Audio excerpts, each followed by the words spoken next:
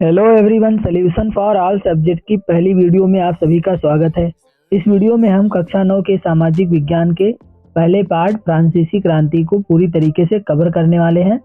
इस वीडियो में हम फ्रांसीसी क्रांति पार्ट का रिवीजन करने वाले हैं। इसके साथ साथ 1 अंक वाले प्रश्न तथा 3 से 5 अंकों वाले प्रश्न को भी कवर करने वाले हैं।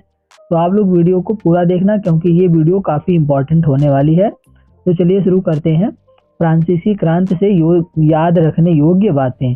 पहली बात तो ये, फ्रांसीसी क्रांति की शुरुआत 14 जुलाई 1789 को पेरिस शहर से हुई थी। लोगों के समूह ने बास्टील किले की जेल को तोड़ डाला, जो लोगों की घृणा का केंद्र था। तीसरा पॉइंट है, फ्रांसीसी क्रांति के समय लुई 16वां फ्रांस का सम्राट था। ये काफ़ी इंपॉर्टेंट पॉइंट है। और चौथा पॉइंट है, फ्रांसीसी क्रांति से पूर्व फ्रांस की वित्तीय स्थिति बहुत खराब थी। नेक्स्ट पॉइंट है, 18वीं शताब्दी में फ्रांसीसी समाज 3 स्टेट में विभाजित था। फ्रांसीसी सम्राट लुई 16वें के द्वारा 5 मई 1789 को स्टेट्स जनरल की बैठक बुलाई गई थी।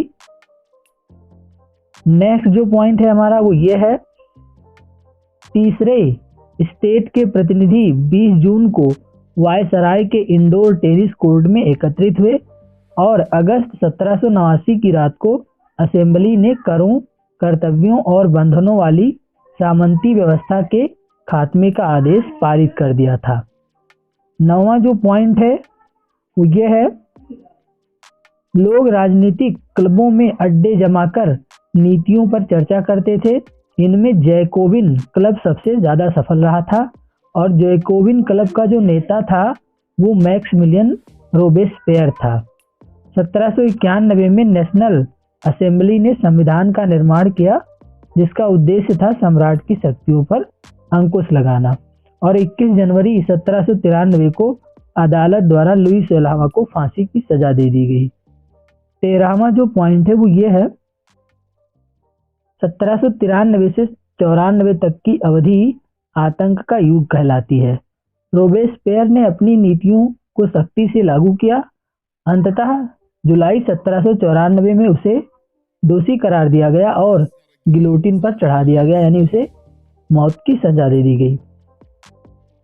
15वां पॉइंट है, डायरेक्टरी की राजनीतिक अस्थिरता ने फौजी तानाशाह नेपोलियन बोनापार्टा के उदय का रास्ता खोल दिया। नेपोलियन ने 1804 ईस्वी में स्वयं को फ्रांस का सम्राट घोषित कर दिया और 1815 में वाटरलू की लड़ाई में उसकी हार हो गई थी। अब हम 1 अंकों वाले प्रश्नों को डिस्कस करने वाले हैं, जो काफ़ी इंपॉर्टेंट होते हैं, यानी कि अति लघुत्तरीय प्रश्न। पहला प्रश्न है, फ्रांस की क्रांति के समय फ्रांस का सम्राट कौन था? तो लुई 16वां फ्रांस का सम्राट था। दूसरा क्वेश्चन है, 18वीं शताब्दी में फ्रांसीसी समाज कितने स्टेट्स में बटा हुआ था? तो 3 स्टेट्स में बटा हुआ था, प्रथम, द्वितीय और तृतीय। नेक्स्ट क्वेश्चन है, कुलीन वर्ग क्या है? तो कुलीन वर्ग अमीर वर्ग को कुलीन वर्ग कहा जाता था। ये द्वितीय स्टेट्स का वर्ग था।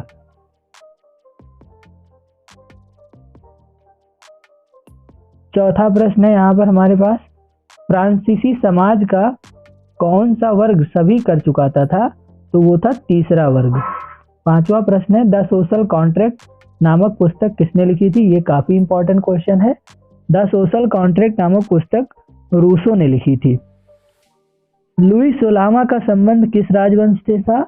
तो लुई 16वां का संबंध बूढ़े राजवंश से था।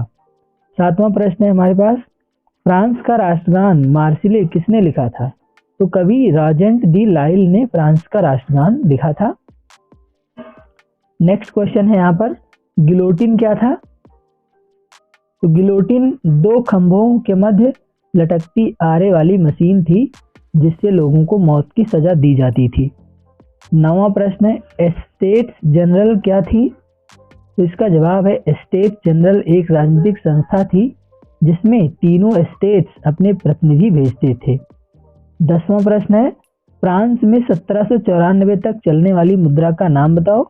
तो 1794 तक चलने वाली मुद्रा का नाम था लीवे, जिसे अंग्रेजी में लीवेस कहा जाता है। 11वां प्रश्न है, उपज का 10वां भाग जो खर्च चर्च द्वारा कर के रूप में लिया जाता था, उसका नाम बताइए। उसको टाइड कहा जाता था। नेक्स्ट क्वेश्चन है, स्टेट्स से आप क्या समझते हैं? फ्रांस में समाजी हैसियत को अभिव्यक्त करने वाली श्रेणी जो थी उसे स्टेट्स कहा जाता था। नेक्स्ट क्वेश्चन है, पादरी वर्ग का काम क्या था? तो उनका काम था चर्च के विशेष कार्यों को करना। नेक्स्ट क्वेश्चन है यहाँ पर 14वां, सीधे राज्य को दिया जाने वाला कर कौन सा था? तो वो था टाइड, प्रत्यक्ष कर। 15वां प्रश्न है, जब जीवित रहने के साधन खतरे में हो तो ऐसी स्थिति को क्या कहते हैं? तो ऐसी स्थिति को जीविका संकट कहा जाता है। 16वां प्रश्न है, फ्रांसीसी उपनिवेशों से दास प्रथा का उन्मूलन कब हुआ था? तो 1848 ईस्वी में हुआ था। नेक्स्ट क्वेश्चन है, फ्रांस का महान सेनापति नेपोलियन कब फ्रांस का सम्राट बना? तो 1804 ईस्वी में वो फ्रांस का सम्राट बना था। 18वां प्रश्न है, वाटरलू का युद्ध नेपोलियन ने कब लड़ा? तो 1815 ईस्वी में वाटरलू का युद्ध नेपोलियन ने लड़ा था। अब हम 3 से 5 अंकों वाले लघु और दीर्घ उत्तरीय प्रश्नों को भी देखेंगे। यहाँ पर पहला प्रश्न है, लुई 16वां के राज्यारोहण के समय फ्रांस की आर्थिक स्थिति कैसी थी? ये 3 नंबर का प्रश्न है। तो इसका उत्तर होगा, राजकोष एकदम खाली था, युद्धों के कारण वित्तीय संसाधन नष्ट थे, शानो शौकत के लिए फिजूल खर्ची होती थी, 10 अरब लेने से अधिक खर्चा था और सरकार से कर्जदाताओं की ब्याज की मांग हो रही थी। तो ये उस समय की आर्थिक स्थिति थी जब लुई 16वां का राज्याभिषेक हुआ था। जो फ्रांस में 3 स्टेट थे उनमें तीसरे स्टेट की व्याख्या करो। तो पहला वर्ग था साधारण वर्ग, दूसरा था राजनीतिक अधिकार प्राप्त नहीं थे और इस वर्ग को फ्रांसीसी क्रांति में विशेषाधिकार वर्ग का विरोध करने का अधिकार था। तीसरा प्रश्न है, 4 अगस्त 1789 को नेशनल असेंबली ने क्या आदेश पारित किए? तो इसका आंसर है, पहला, सामंती व्यवस्था का उन्मूलन किया, पादरी वर्ग को अधिकारों को छोड़ देने के लिए विवश किया और धार्मिक कर समाप्त कर दिया।